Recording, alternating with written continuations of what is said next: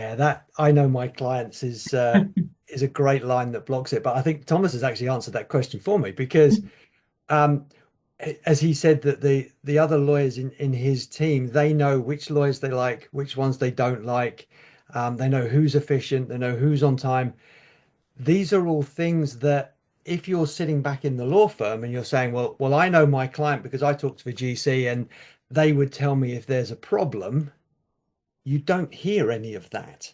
And I think that for me is gets to the heart of empathy is that rather than thinking about what do I want to know from the client or about the client, this sort of inside out view, for me, empathy is about going the other side and going outside in. What does the client want me to know? And what can I learn about them to help them better to be that trusted advisor that Thomas talked about? And I think when you go there, you completely rethink how you go about listening to clients. And so client listening has traditionally been it's a very backward looking exercise. It's been driven by the lawyers that feel it's okay to go and research the client. But very few will put them forward. As you say, there's that internal resistance, and it often comes from Claire Raisin calls it a fear of finding out. This sense of um, I think I'm really good. I'm probably going to offend any other lawyers on the call here. I think I'm really good. Therefore, if the client tells me I'm really good, we've learned nothing new. So there's no upside for me. However, if they say I'm really, really good, but I'm not efficient, or I don't always get back to them, or I annoy someone, then that's a losing situation. And so why bother asking for feedback? Um, and that's not an empathetic view because that's sort of going, well, I don't want to hear it, and there's nothing in it for me to hear it. The flip side for me is um, being able to sort of say, well, what do clients want us to know? And we think about it in terms of moving from this sort of end-to-end process of we ask clients for research, we ask backwards looking questions, how was it? Invariably, once a matter is finished, you can't do anything about it anyway. So that keeps accountability nice and low, apart from in the model that you talked about at the beginning, Helen, obviously.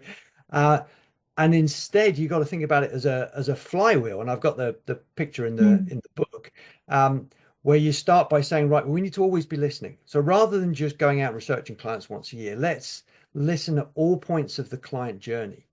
So let's ask people how we're getting on. Let's ask their expectations up front. Then let's ask how we're getting on while we can still do something about it. Uh, let's also, to Thomas's point, let's not just talk to the GC. Let's talk to all the people on the client side that we work with and gather all those different views and perspectives because you can start to see, well, what is it that we do that we're maybe not aware of that they love so we can keep doing it, as well as maybe the flip side of, is there anything we're doing that's just, causing friction we need to know about early? Um, when we talk about always be listening, it's about make it really easy for people to share unsolicited feedback. So Mm. when they've got something to tell us, don't put a whole load of multiple choice questions in their way because just, as consumers, we all hate that. Don't put ratings in their way. Don't say, thanks for that feedback. We've got a survey coming out in 6 months and we'd love it if you could put it in there. Instead, just say, right, what do you want to tell us? Whether it's on email, whether it's a form, just get out of their way, let them tell you. Um, and then so building on from that, there's then the sense of asking open questions. So you've got to be prepared to ask questions you don't know the answers to in order to hear new things and learn. And so this is where sort of empathy, curiosity comes in. Um, there's another interesting bit about that because obviously there's a lot of talk about technology and use of AI and all the rest of it. And I actually think that you can use AI within a client listening process to add more empathy. And the reason for that is the technology, not just AI, but various technology that you can now use with client listening means that you can gather all of this different data from lots and lots of different people across the client, at all the different points on the client journey, uh, and then let technology handle most of the analysis, which bubbles up to the expert straight away. Here's what's coming up. These are the key themes. These are the trends and everything else. And then it allows your experts to spend the time going, right, what does this mean for us? What does it mean for this client? What does it mean for other clients? So you can then start understanding more broadly what your client base is telling you. Because I often, when people push back and say, well, I know my client, my response is usually yes, but you need to be at a point where we know our clients, where Mm. collectively we understand not just what clients are telling us, but we can then draw the lines and say, well, because we're seeing this amongst this group of clients, let's go out and ask the same question of other ones, or let's make some new assumptions about where needs are evolving to and all the rest of it. So when you've got the technology in the middle handling all of that data, and all of that sort of day-to-day reporting, your experts then spend their time doing the high value add stuff and the so what bit. And then the final bit is closing the loop. And this is, I think, where you then start to get more engagement, because if you can start saying, right, we're asking these questions of clients, forward looking as well as backward looking, asking about new challenges, priorities, because we want to be that trusted advisor. We're feeding that through the business really quickly. Then let's close the loop and go back to that client, say, thanks very much for sharing that. You know, I hear all the time about clients that refuse to have a key client interview because they've not heard anything back from the one they had 2 years ago from the same firm.